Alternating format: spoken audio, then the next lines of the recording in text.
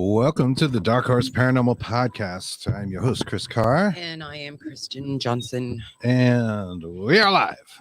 We made it. We made it. It was a little tricky, a slippery slope there. Some technical difficulties. We're here. We're good. Yeah, and we're powered by coffee. Well, I didn't have a chance to get mine yet. We had a little bit of a late night last night. We actually were on our good friend Greg Koss's Shadow Hunters Paranormal show last night doing the Estes method. And I will put that link in chat if you guys are interested in checking that out. Kristen and I both took turns using the blindfold and Spirit Box Estes method and got some pretty interesting results. So I thought it was pretty good. It was fun. It was definitely fun. We had a great time, and we look forward to doing that again for the paranormal peeps out there. But we're getting a little bit of a late start. We're going to get right into things. Let me just bring something up real fast. Our guest tonight is Adam Gell. Adam is a retired high school physical education teacher working in the public school system for 30 years. He also worked as a landscape photographer, writer, and documentary filmmaker. Currently, he hosts his own podcasts and works as a Reiki practitioner and mentor. Very interesting. He's going to discuss the Akashic Records and share his journeys and exploration into his own ancestry through the Akashic Records and past life regressions, where he learned that his present medical conditions, phobia of doctors, and distaste for striped clothing was related to his time as a doctor in a concentration camp during the Holocaust. Super interesting. Let's bring him right in. Hey, Adam, how are you? Okay, nice to be here. Thank you. It's good to have you. It's great to have you here. Turn you up a little bit. There we go. What brought about all this interest? The Akashic Records supposed to be this library of like all things that have ever happened and will happen and are happening. And right. It's I guess it's a web of like throwing a pebble in a lake and the reverberation of energy that continues on and on and on and would not stop unless there would be borders to stop it. And so is our energy, our thinking, our words. They have a vibration that just resonate into the universe and hit the Akasha as a stored energy. And that energy is an accumulation of all our actions and thoughts and deeds. And I guess in essence, they call it, like in the Bible, the book of life. But in terms of my experience, what brought me on the path of the Akashic Records was my journey of uncovering certain medical conditions. Basically feeling I had a tough time breathing in my gym that I was working in. I'd look up to the vents in the gym, and I'd somehow get like panicky.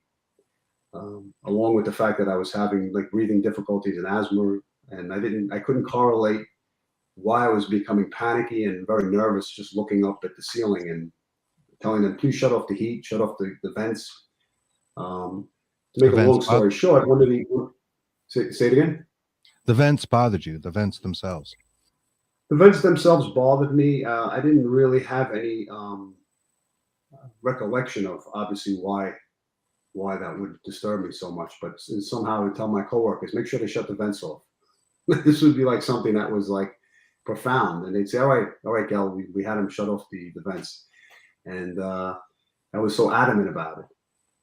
So as the years went by, there was a coworker who told me, why don't you see this healer I know who, can maybe help you with your asthma, not knowing the correlation between any psychological past life trauma or anything related to psychological issues, with regards to that. So I wound up visiting this healer who on the telephone before I mentioned anything said, you have asthma. And I said, oh, that's interesting. Really? So he was able to read my energy through his own personal, intuition. So when I visited him, he told me a little bit about, the emotional end of what was going on in my life at the time. I was just getting over Lyme disease as well, and that had set me off on a path of like contributing to the inflammation or whatever was going on in my system. Sure. Lyme disease is pretty rugged. I went through it, and I know people who still suffer from it that have had it for years. Yeah, so you understand that feeling. So for me, it was both. It was almost like a soul awakening was like pushing me towards finding what I needed to find out. And the way I was pushed in this direction was through a physical condition of the asthma and so on. So I visited him for numerous years. And as I discussed more and more of my own personal life, it started to, fade away. But he told me, he saw me when he was doing energy work in World War II as one of the soldiers. And I left it at that. But as I was continually on the path of going for healing, my third eye was opening up, my intuition was opening up, and I was becoming more interested in delving into the holistic end of things as well as the esoteric aspects of life. And so I visited, I found a woman by the name of Gabrielle Law, who was an Akashic Record teacher who wrote a book called One True Love. And I read the book, and then I said, you know what, I'd like to have a reading.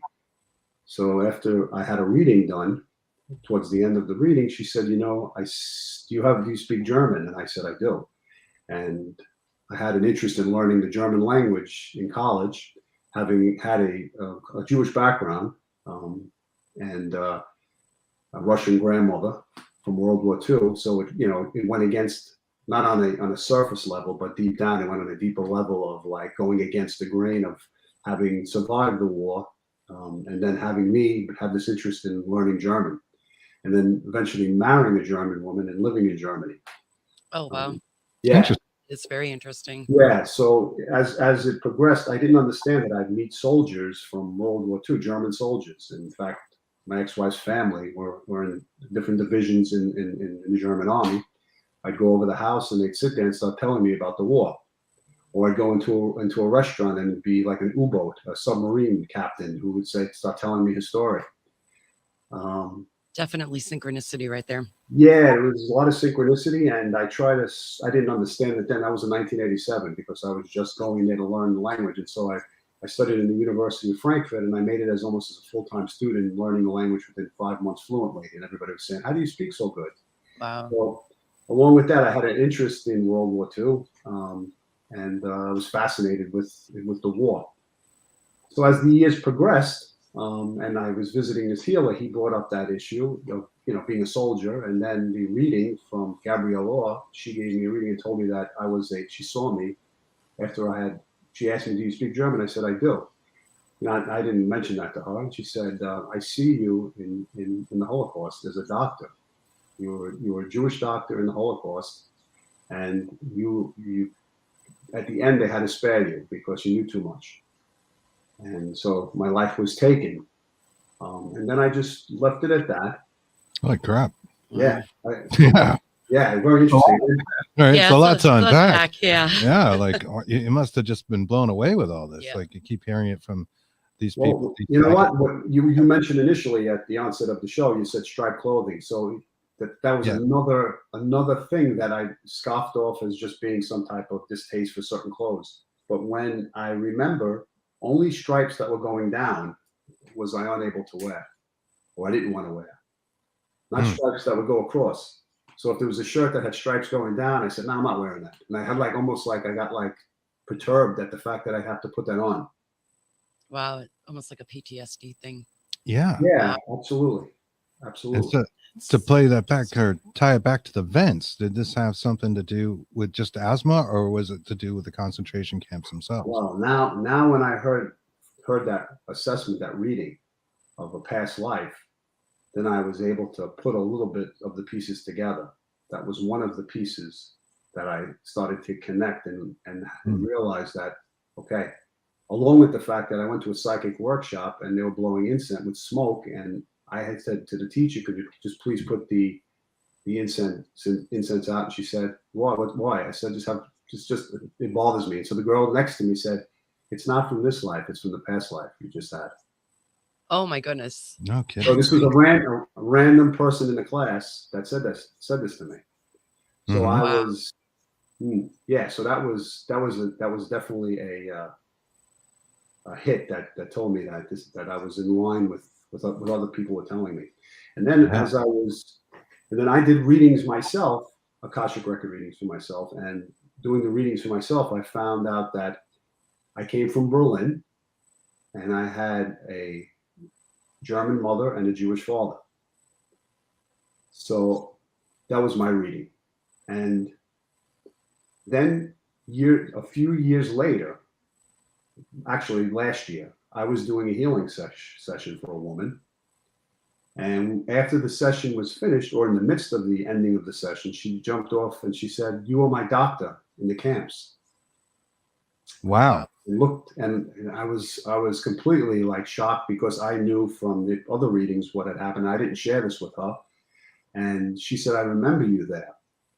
And she just remembered what I was wearing and what I looked like, and I was in a state of like shock, because here was a person. Crazy synchronicity. Now this Yeah. happened in the U.S. and I think Yeah, it's this in happened in the US. This happened through an internet connection. on the internet. Okay, Reiki healing. Yeah, it was a Reiki. where was she healing. from? I believe she's from California. Wow. Yeah, she was from California. I mean, just like, what are the odds, right? You're right. You know, Yeah. that And, would then, and as it went along, a little bit as it progressed further, I did a remote viewing of what she said, because now it was confirming a little bit more than what I had just heard from years ago. I was believing this a little bit more, because it was more than two people. So what happened was I did like a remote viewing almost of like a time in the past, and I saw a building, and I drew a building, a red building, and I looked up on the computer. There was a hospital in Berlin called the Charité. The Charité is a hospital that still exists in Berlin. It's like the top hospital there. And that was the hospital where most doctors studied prior to the war, and was sent from that hospital to the front, either as Jewish doctors who were still permitted to practice, or as regular German doctors who were sent out to work in the lazarettes or hospitals.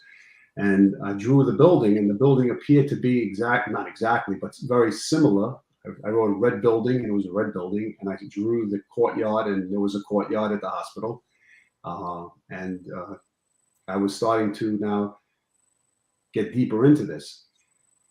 So I'd be pretty into it like myself, but it's like, hole. it's a crazy rabbit hole, Yeah. but you're actually getting answers. And yeah, I was getting answers. And pieces are fitting together. Like, you just had to be blown away with this. Well, yeah, and to top it all off, I was on I was doing an interview for my podcast with a couple who do past life regressions, and I told them a little bit about my story, and they had reached out to me afterwards with an email and said, "I think somebody may know you from this experience." And I said, "That's strange. Well, who's going to know me from this experience?" I wound up getting an email from a woman who said, "I remember you from Auschwitz. You pulled me off the line. You pulled me off the line, and you saved me, and you asked me to work for you." And I said, Wow. And so I had goosebumps, and I felt somewhat of a connection. But what made it a little bit more real was the fact that she remembers also the white building. She knows the white building herself as well. And it was near a fence, and I saw it in my head, and I looked on the computer, and there so happened to be there's only one white building. Holy shit. That's So exactly. So wow. So while the scenario was kind of like, I guess, depressing or maybe morbid in many ways, I also was developing my fear of doctors at this point in time as well, and I didn't understand it. And then in the Akashic record reading, person gave me a reading, told me your fear of doctors was because you were a doctor and you didn't feel trustworthy having to commit yourself to what was going on there. And so when you visit a doctor, you mistrust the doctor. You don't know what to expect, what the diagnosis will be, if they're going to keep you there or not let you go.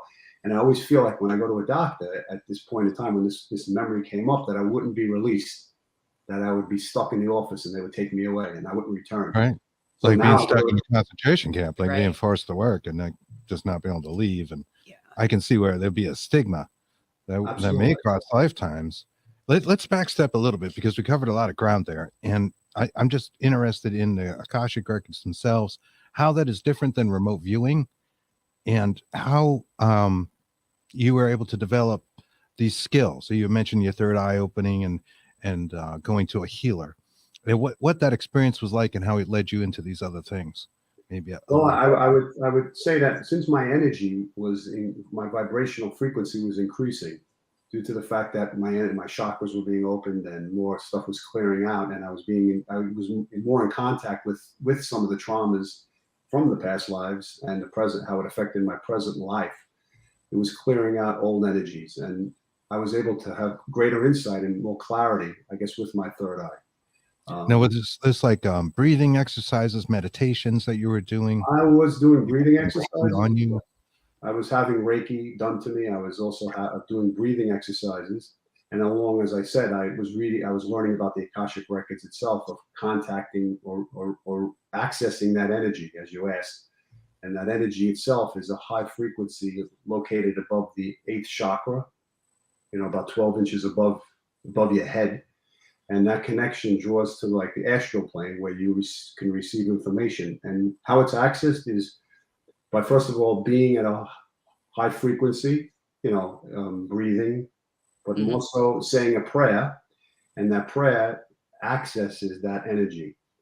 And that when that energy is accessed, the energy comes in the form either through visuals, through sounds, or holographic images that you can relate to and pass on to a client, or something else that what it signifies, like a stop sign or a red light or a green light. Certain images, but symbols, symbolism. So I found when I increased my energy, when I picked up my frequency, I was able to feel the energy of the Akashic Records, and it was almost a very soothing feeling. When your heart is open and you're able to open your heart, you feel it even more. Yes.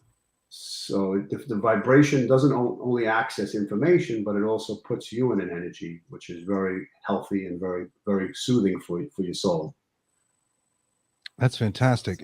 I'm interested because, like, remote viewing, past, present, and future are all accessible, right? So when you remote view, it's something we're more familiar with and have done. It doesn't really, timeline doesn't really matter. You know what I mean? You're just going for your target. It could be something from the past. It could be something that hasn't happened yet. It could be something that's happening right now. And that's about all I know about the Akashic Records, that it just is like all the events. So you're really honing in on a frequency, more or less, setting an intention, right, through your prayer of accessing them, and your answers just come. So you're kind of asking a question when you're a client or a person or myself, if a person is interested in finding out information for themselves, they're asking questions that are formatted in a way which will create a response that will be of high frequency. So if you're asking a question of yes or no, then the answer will be not as clear or as defined as if you're asking, like, how do I do this? What do I need to know in my life now to find my life purpose? Not will I win lotto, or how will I win lotto, or not yes or no responses. It's more or less. It's a big question.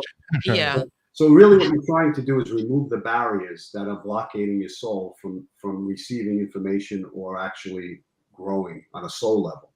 So the Akashic Records removes the barriers, or the things that block you from feeling your true essence of what you're supposed to be doing or what you're supposed to be feeling. And when you do a reading, you're answering questions for a client who's asking with the hopes of asking high vibrational questions to get responses, to help them remove the patterns that they've created, so that they can find their true purpose, or their soul's purpose, whether it comes to work, when it comes to love or relationships, or it comes to career, like what they're supposed to be doing, who they're supposed to be with, and what their true essence is. It's their soul. It's their like CD of their life. And That's excellent. I just want to say hi to some of the folks out in the audience. Shoban Humphrey says, my name is Shoban, and I am here for the first time. Well, welcome to the show. See Stephen Woodward out there, Penny Hello, Hurst, Mr. Woodward, Anne-Marie Young, hello, Ann. Greg Koss, whole bunch of you guys. Hello, Mr. Koss. Hello, Thank Greg. you. Thank you. We were talking about you at the front of the show. He'll We get were on back. Greg's show last night, Adam and doing some paranormal experiments, and that was a Yeah. good time. We had fun.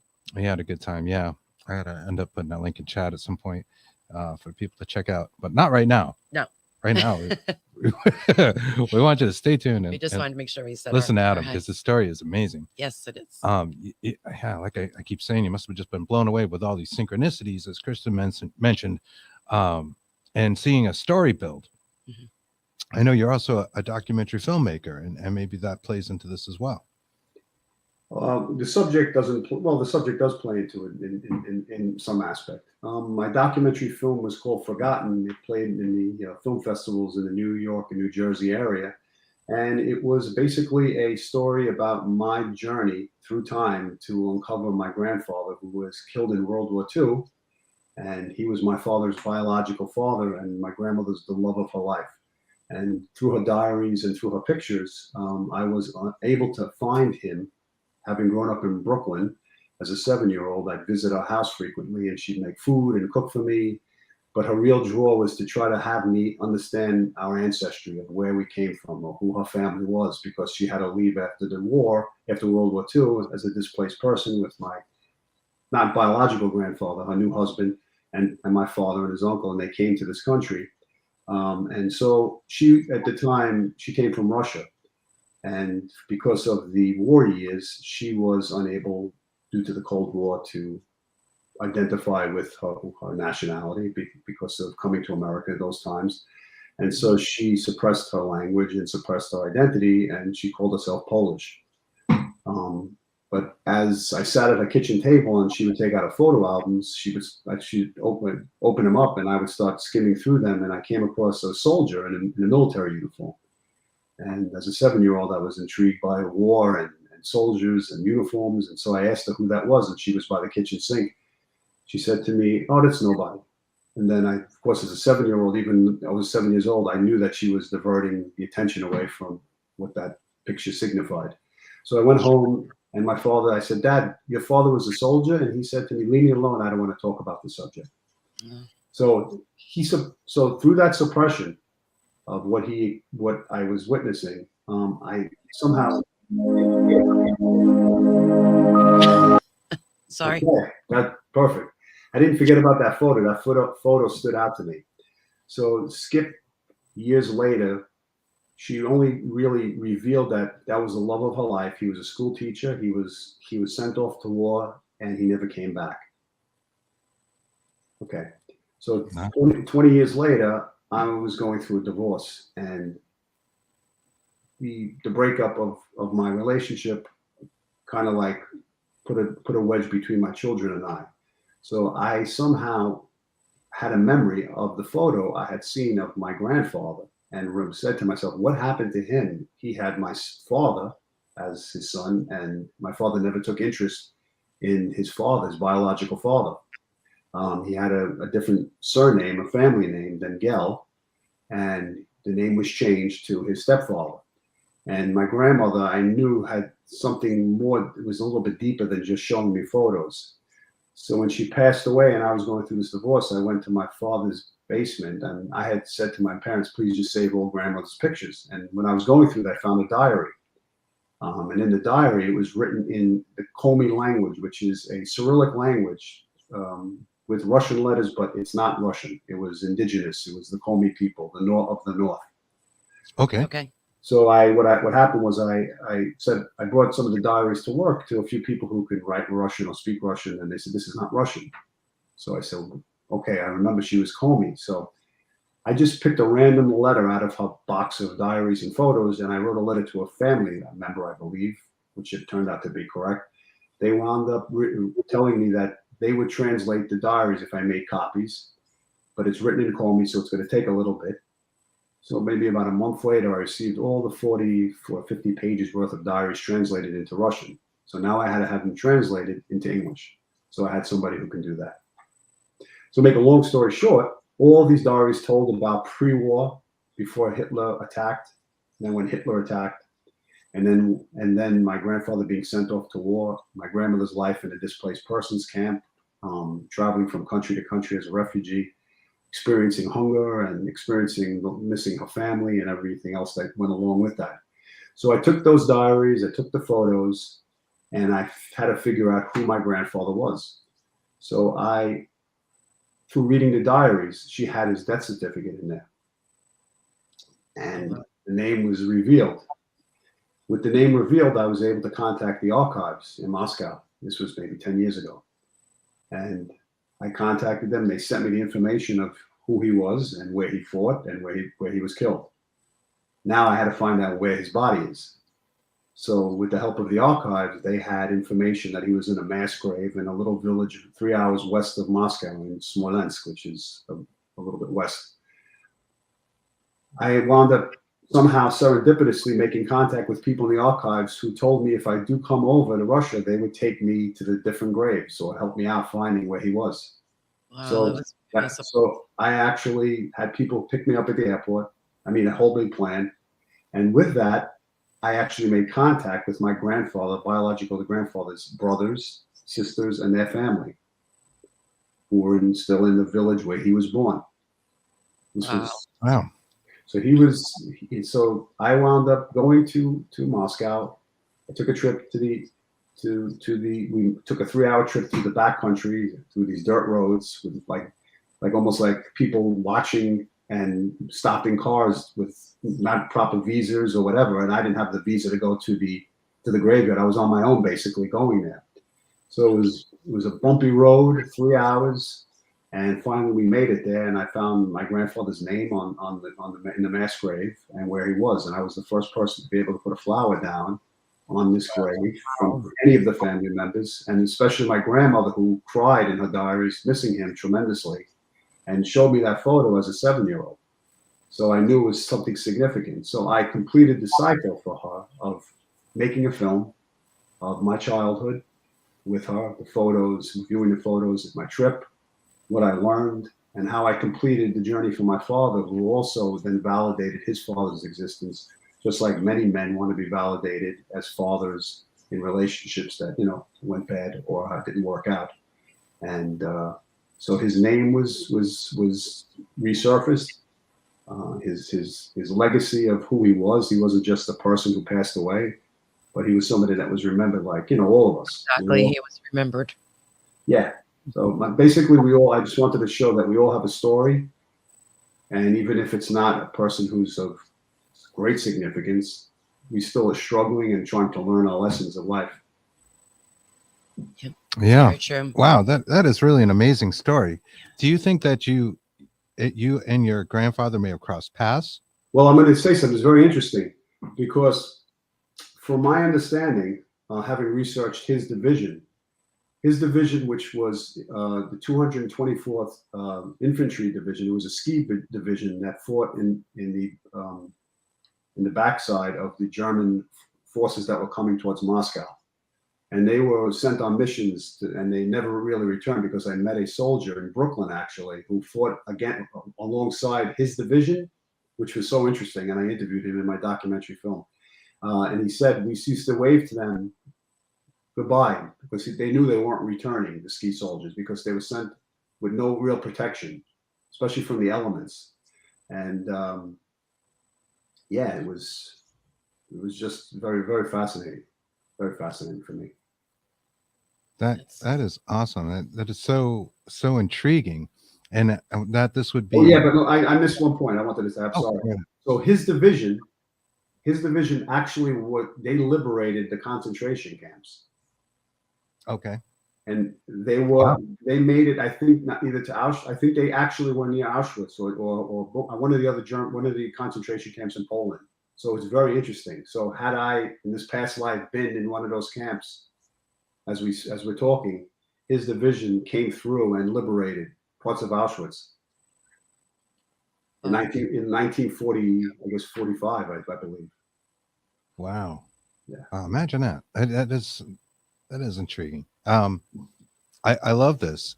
So now in present day, having had all these experiences, you offer things like healing, chakra healing, Reiki sessions, and I believe also Akashic record assistance, I guess. Consultations. Yeah. Consultation. Thank you. There's a reason why I'm drinking coffee tonight. Yeah, well, if I have that, I'll stay up. It's been a long day, but yeah, consultations. Yeah. Yeah. Consultations, are, people will wind up contacting me. They're in a place in their life where they're stuck, either with financial, career choices, relationship choices, like what barriers are getting in the way, as I said before, that are stopping them from reaching their true purpose or their soul purpose.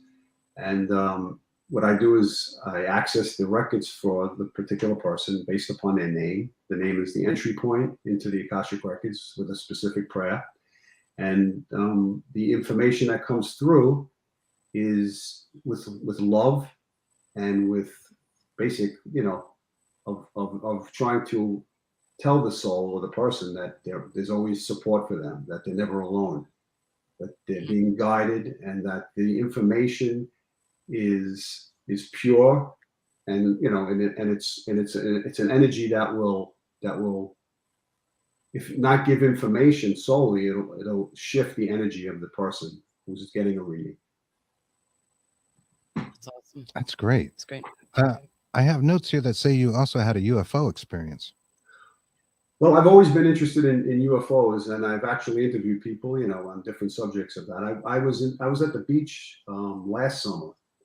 I have a few friends that when they record, they see a light passing through overhead repetitively, and I've always been fascinated. I've been in contact with a lot of people throughout my life that have told me stories that they hadn't told anybody else, and so I guess I kind of they saw the interest I had. They would tell me.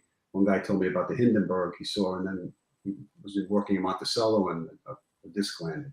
And I said, yeah, I believe in all this. But last summer, I was sitting on a beach and in New Jersey, and I would say mid-afternoon, I'd say about 300-400 feet off the ground, looked like a birthday balloon turned sideways, silver, appeared, and I watched it, and it's almost as if when I watched it, it moved, it took off.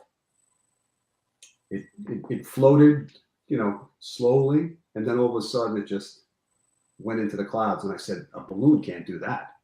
Mm-hmm. Right. Yeah. So I was sitting next to my girlfriend, and I said, look. And she said, what? I said, look at the balloon over there, what looks like a balloon. And it was gone. So what's interesting is the moment I picked my head up, it was there in that direction. Had I not picked my head up, I would have never seen it. And especially in the midday with the sun shining, it almost shimmered as like you would like see an airplane, but something that blended in so perfectly. Right. But it didn't. That was one experience which I kind of felt like was I don't know, you could say maybe contact somehow, getting my attention maybe. Mm-hmm. And then this past, I'd say October, I was driving in New Jersey on the Turnpike, about 6 o'clock, twilight. And a blue Roman candle went right overhead, about 300 feet up, again over my head, and exploded like a blue flash. And again, it was what my girlfriend said, look, and it just boom. And she said, what was that? And I said, I don't know. And it was it was almost like an angelic. It was like an orb that opened up or drew my attention to it, because it was so quick and it was right overhead. It was near the airport. We were talking about those kind of orbs, similar a little while ago. On Saturday, actually. Yeah. With an experiencer, and he said the most common color that he sees is blue, oddly enough, and they just zip. But interesting to see it kind of explode. Yeah, it opened up just like a Roman candle. I said it's October, but it's not the 4th of July. I mean, it looked like the 4th of July when I saw that. Oh, we believe you. Cool. I mean, people see things all the time. It is most definitely. No question that there's something out there going on. Absolutely. We're not too skeptical about that at all. Did you have more experiences or just the two? No, I've just run into people, and in terms of their experiences, they shared it with me, shared their experiences. Mm-hmm. Well, those are good ones. Interesting that it would disappear. I almost think that they also maybe paranormal phenomena sometimes shows itself to people through a choice, and not everybody sees the ghost, for example. You know what I mean? Mm-hmm. Not everybody sees the UAP or UFO. Right. It almost select who wants, who they want to see it and who they don't. You know, Well, I'm definitely a believer, and I'm definitely somebody that promotes our ability to go beyond this universe, and somebody that definitely puts a light on subjects or things that enlighten our our soul and our existence. Sure. We had a question out there Yeah, absolutely. for you from Linda Judd. Asked, how long did it take you to learn to access the Akashic Records? Well, I would say that it didn't take a long time. Once I said the prayer, I was able to feel the energy of a different energy, and almost such a calm energy in my heart and my solar plexus. And then from that, I was able to get into such a relaxed state that I was able to eventually just ask questions and get answers or see things that would come through. So it didn't take me long to do that. I don't think time is the factor involved. I think having an open mind and not judging the experience is the biggest factor of believing and trusting what you hear.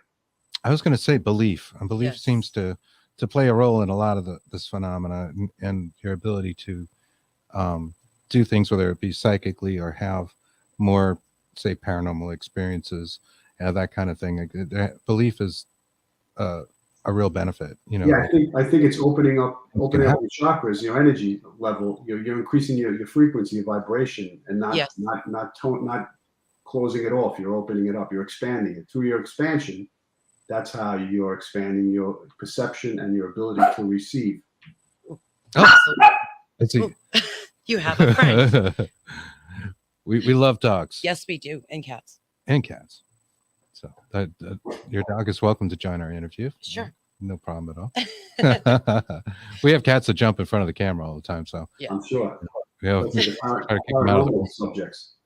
yeah, Right. yeah, they are they're attuned. Although dogs, I think, are very perceptive. Oh, for sure. Yeah. Most definitely. Yeah. Um, You talk a lot about intuition and left brain, right brain as well. Well, but I've developed a little bit of a program which I'm calling the masculine balance, which is the need for, I believe, men to become more balanced in terms of incorporating the feminine and the masculine, in terms of balancing the ego and the subconscious mind, or removing the ego from things and trying to incorporate wisdom, using the intuition for wisdom, so that men can make better choices and not use the role models that we've had in the past and just say that this is the way it is and this is how it'll be done, but using more of the right brain. Do you think those role models and stereotypes keep men from being as cyclically inclined as women? I didn't say it again. I'm sorry.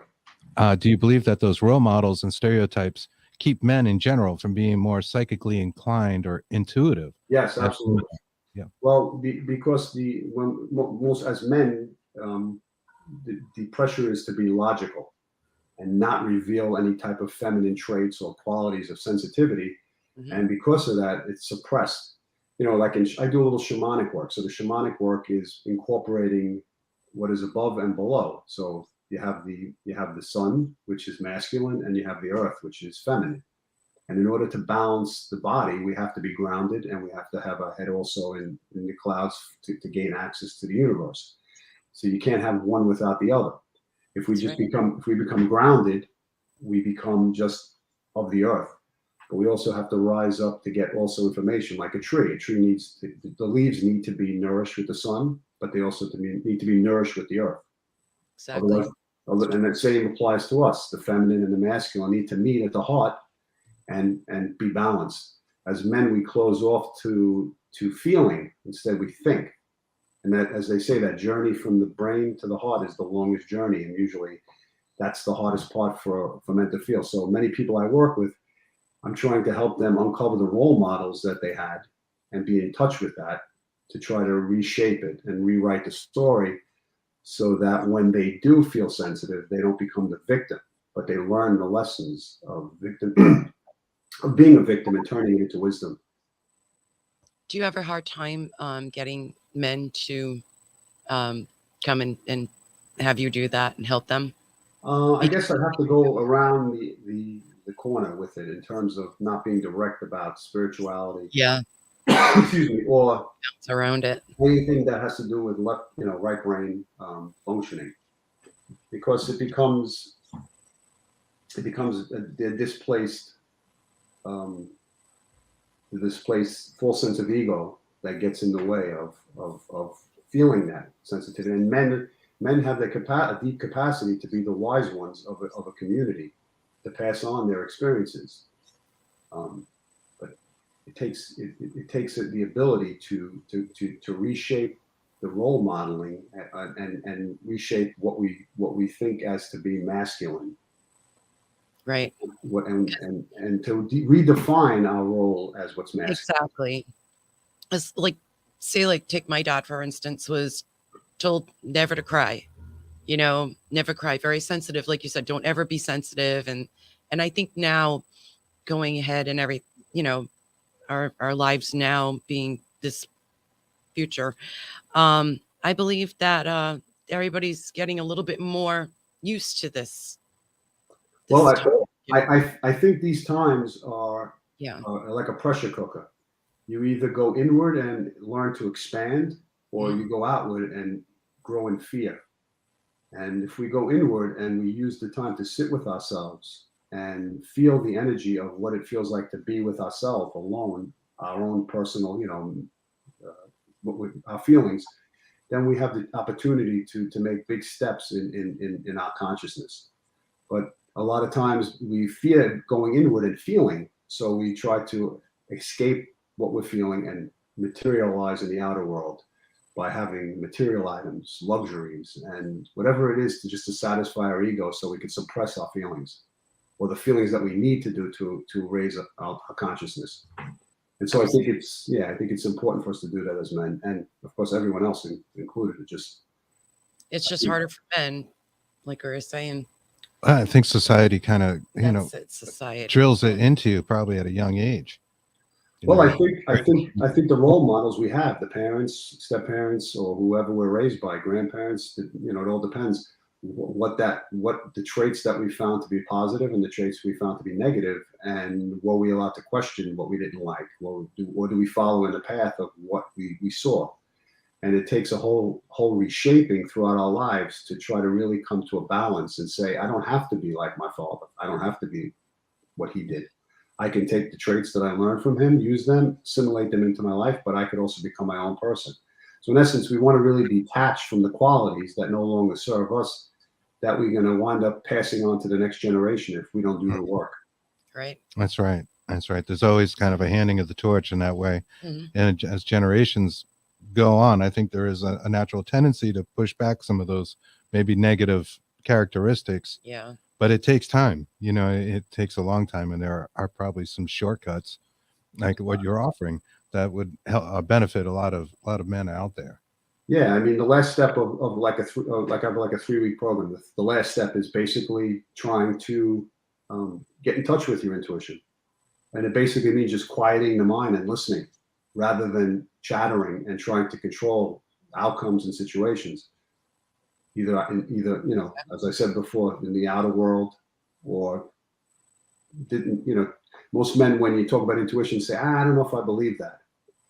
It's labeled as being sensitive, but yet, but as I mentioned before, and I feel we have to have a balance of both. And when we're balanced, we're in touch with all aspects of ourselves, and we actually are at our full potential. The yin and the yang. Yin and the yang, like the top and the bottom. What is, it's definitely is a connection. The heart is the center. And you have the 3 chakras below and the 3 chakras above, but the heart, it meets at that place, and we block it off. So many men I know, even friends, I talk to them and they go, after I do like we'll do a healing work with them to help them. They'll say, "What I thought that was great." And after maybe a month goes by, you get back into your left brain, into the logical side, and I don't know if I believe that stuff, because it's a matter of just being regimented and disassociating from sensitivity, from feeling. Do you like HemiSync and binaural beats? Gateway program. Have you ever heard of those? Do you? I listen to binaural beats. Yes. You do. Okay. Yes. Yes. Do you find them effective? Exactly. I have. Yes, absolutely. They shift, We they like shift them. the consciousness. Yeah, absolutely. Yeah. Yeah, they We- open you up to greater sense of intuition as well, because you're breaking you're reshattering the your frequency, your sound, your own vibration, and resonating differently. Right. Exactly. I mean, we're waves of energy, so we're affected by the waves that are outside of us. Beats of music, beats of sounds, of people talking, of how people speak. Just like that Japanese scientist, when he put the water, which was freezing. Kyoto? Yeah, yeah, I believe so. Right, the water that was freezing under a certain vibration of music Yeah. or a person speaking to it, it wound up freezing either jaggedly based upon if a person spoke cursing at the water. Was yelling it. Yeah. At the emotions. Yes. Yeah. Yeah. The So, emotions actually, like you were saying, like our heart, everything actually affected that. yeah. Yeah. You say that's true of plants as well. Yes. Yeah. Yeah. So Plants don't grow yell better, around your and plants, with the people. classical music, like we've always heard that, but they have actually proved that in labs. And Yeah. plants don't do as well if they grow up in a chaotic environment around a negative energy. Yeah, absolutely. They have their own. They have their own. They have their own little soul as well. They do. They They have do. consciousness. We believe that as well. We're into that. It's something we talk about a lot. A is lot. Panpsychism. Yep. Yeah. That everything, all matter really has the ability to hold a consciousness. And when we talk about things like trees, like it's not like the tree is like us, hanging around looking at But- people go by, but it does have some level of consciousness, and it has an awareness of the other trees. It talks through the mycelium. It's amazing. Well, nature.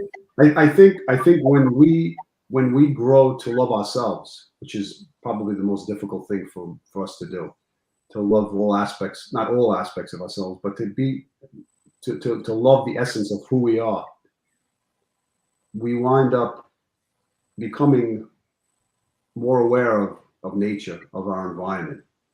Once our heart opens, that frequency is so powerful that it connects to everything around you. And if you look at a plant, you actually look at the plant with sympathy or with sensitivity. Right. And You think more of it, and your mind is open more to everything, and you see nature in a different way than you had before you were open to everything. Yeah, So it's nice. absolutely. And actually more sensitive. Yeah, definitely. well. So there's so many benefits for us to really go on that journey of going from our brain, from our head to our heart. It's such a short distance, but it's the longest distance, the longest journey we take. But once we get there in some capacity, and that doesn't mean we're there all the time, but once we experience it, then you know what the experience is like. And then we have the ability to throw the stuff or try to move the stuff out of the way that's getting in the way. Right. It's Linda says, I remember a mimosa seed grew to 9 feet during the time that I carried my son. The day after he was born at home, we saw the top leaves through the bedroom window. That was amazing. Wow. That's really cool. Wow. Almost communicating. Yeah. Yes. Yes. It was happy. Yes, definitely. Had a Definitely. baby. So what kind of advice could you give our audience, say the male members of the audience that want to be more sensitive? Where do you recommend that they start? Well, I would first say to go back in time to see who your role model was. Like, who was that person in your life, and what were the attributes, as I said before, that you found positive, and what did you find negative? And to try to make like a checklist of the qualities that you liked and the qualities that you didn't like, and to see how you're impacted now as an adult in using those qualities. And if the positive attributes, sometimes we push aside the positive attributes for survival methods. In other words, being sensitive, being softer, or being more sensitive will actually maybe make a person feel, I can't survive in the real world with these attributes. But yet they do help us. They help us with wisdom. They help us with understanding, relationships, our children, and giving insight into life. So I would say the first place is to first look back in your childhood to see what happened. In other words, also what happened, what traumas took place that we buried, that cut off the child in us. Mhm. There's usually that childhood trauma that is, or that experience that we leave. We leave the child behind, and from the point of where the trauma took place onward, then we become another person. So I would say we want to try to retrieve the child or the part of our soul that escaped or was fragmented away and bring it back in. Because as adults, we feel we shouldn't play anymore. We shouldn't have a good time anymore. And we need to incorporate the child back into the adult so that we feel whole and we feel complete. And that's how our heart opens up. And that's how we become more sensitive. And that's how we can help other men on their path and on their journey to recognize the power they have in their sensitivity, and that's wisdom. Instead of focusing on the next car or the next house, which a person can do, the real satisfaction comes into to finding out what our real treasures are that lie within us. And that takes a journey, and that takes healing.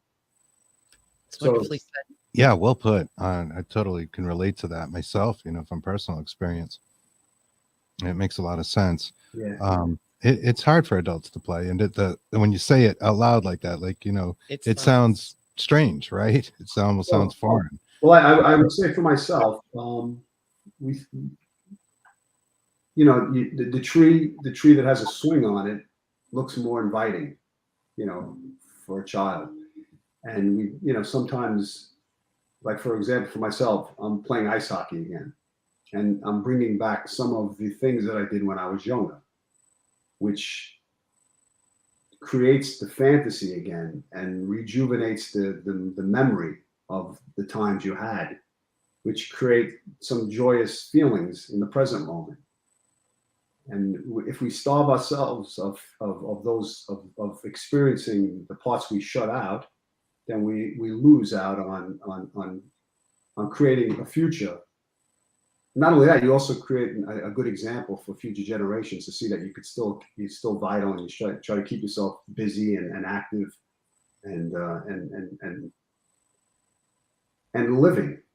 You're living. You're not speaking negativity to yourself and just like saying, all right, I'm a different phase of my life. What I did in the past is the past.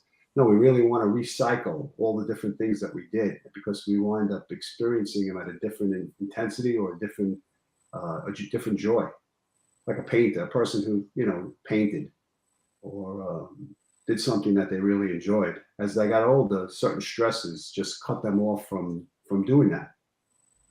Yeah. Certain traumas, divorce, work, change of work, and we wind up shutting it down. And we wind up forgetting about it and say, nah, that's something I did that in the past. I'm done with that. But it takes effort to bring it back, but I think it's worth it. Yeah, I think this left brain, right brain conversation is a good one, applicable to a lot of the people that follow the show or will watch it, because I do have a lot of guys that are paranormal investigators, for instance, that are going into like haunted locations, and they kind of need that psychic sensibility to kind of tell where to go, where to place their equipment and what to look for, and what not. If they don't want to not where to go either. Right, not like a straight up medium per se. They still want to use intuition, and it's a hard thing for a lot of guys to grasp what it means to even be intuitive or left brain, right brain thinking with logic versus being more open to things. Yeah, absolutely. What advice would you give somebody like that in that kind of scenario? What they want to? Well, I would say that intuition is trusting your inner guidance.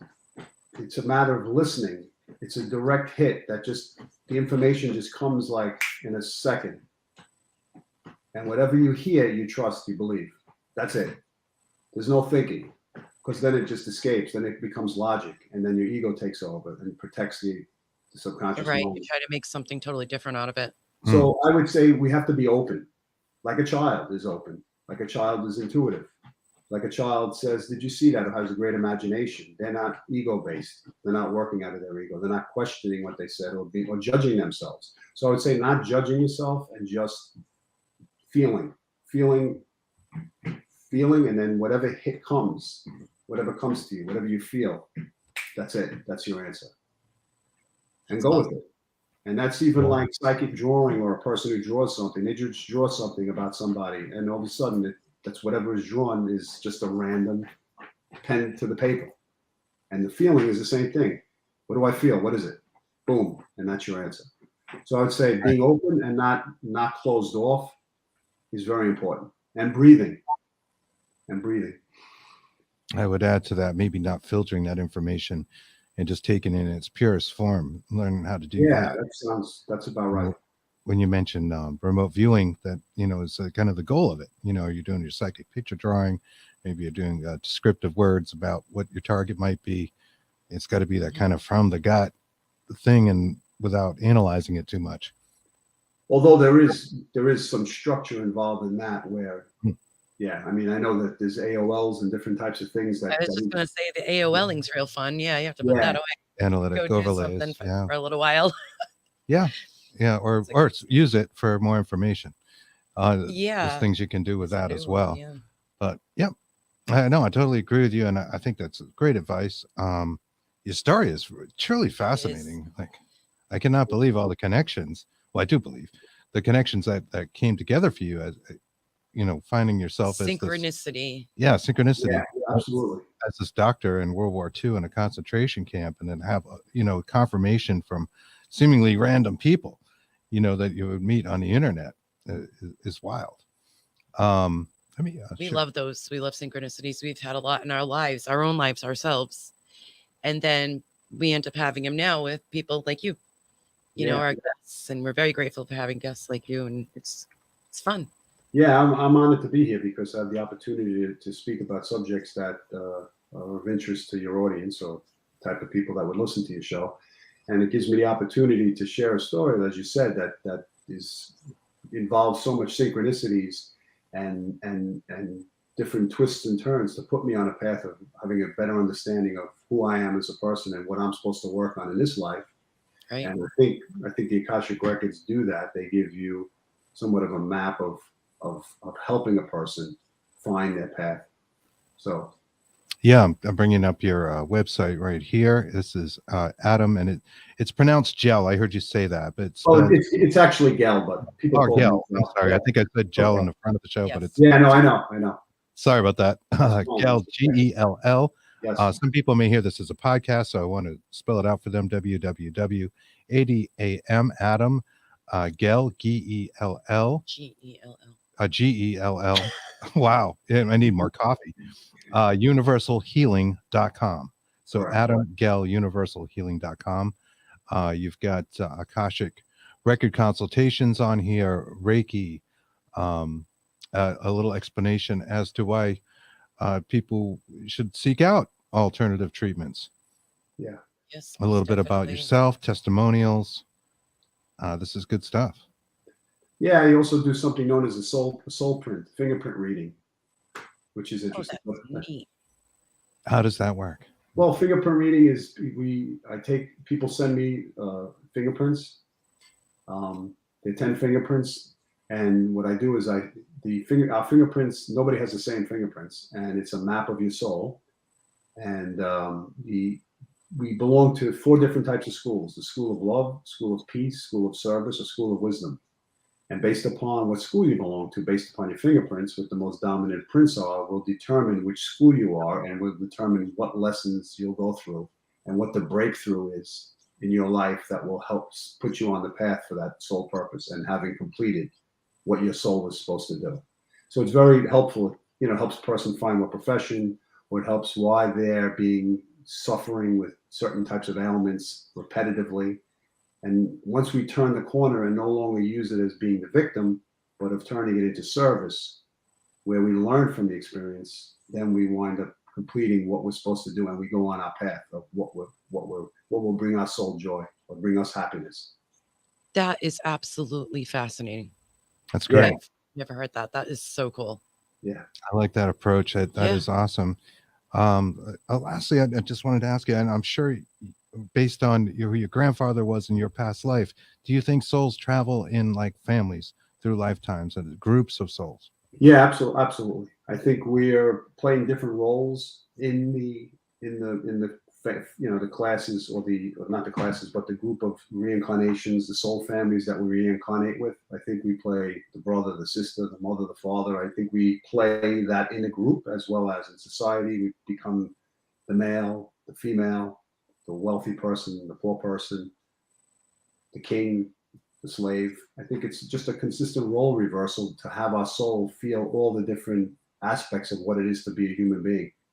And if we work on it, like I had this opportunity to experience something where I was in a position of, I guess, power, maybe, but a lot of guilt and shame involved in that power, and how it affected my health and how it affected me in trusting doctors, and how I was supposed to connect to this past life so that I would learn something that I was need to learn for this incarnation.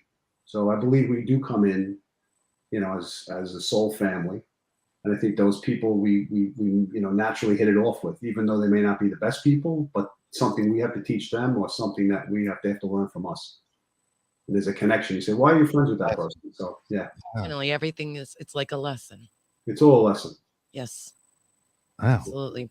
Oh, this has been a fascinating discussion. Yes, thank you so much very for joining us. Yes, We really appreciate it. I appreciate you having me here. It was very nice to talk to both of you. And And you as well. This has been a great time. I'm going to pull you out of the stream. Stick around. We're just going to say our goodbyes, and we'll come and see you in one moment. Okay. All right. Thank you again. The documentary is called Forgotten. I imagine. Oh, before I let you go, where do people go to see that documentary? Well, I have it on YouTube. I have it on my Conversations with Adam Gell, which is my channel, my YouTube channel. It's on one of the films there. They'll be able to see it once if they can access my YouTube channel. They'll see it as one of the videos there. Fantastic! Link up. Fantastic. Yeah, it's cool. Conversations with Adam Gell and Inspiring Minds. Okay, great. Excellent. Wonderful. We'll pass that along. We'll share that in the stream. All right. I'll be right with you. Thank you again. So, folks, you may or may not know, depending how much time you spend on Facebook, that we're doing another show a little later tonight. We're going to call that one a Bigfoot and the Bunny. We have Dr. Michael Lynch coming on. Before we take off here, I did want to share the link from last night. I guess I have to go get it. So, bear with us. And plus, I'm going to let my computer cool down. Yeah, and we need to cool down too. It's like 100 degrees It in is. this room. Yeah. It is so hot. Actually, don't need coffee now because But, made me actually warmer than I was. So, right? Yeah. Well, we're going to have a good time talking to Dr. Michael Lynch. He is one of our favorite guests. He's such a hot shit. Let me get the link here. One moment, guys. This was a fun experiment with Greg. And thank you again, Greg Koss. I know you're out there. We had a great time last night. All right. And I'm going to put that out in the chat. There you go. I'll go out to all of you. Give that a watch. We tried the Estes method and had some pretty unique and interesting hits between the two of us. Also, like I said, we'll be back at 11. So stick around for that. We'll see you then. Thank you for joining us. And thank you, everybody in the audience tonight. Linda, Jerry, I don't think I put you up there. Greg, of course. Stephen, Anne Marie, as always. And all the rest of you. Thank you, guys. We really appreciate your comments. Thank you so much. We'll see you a little later.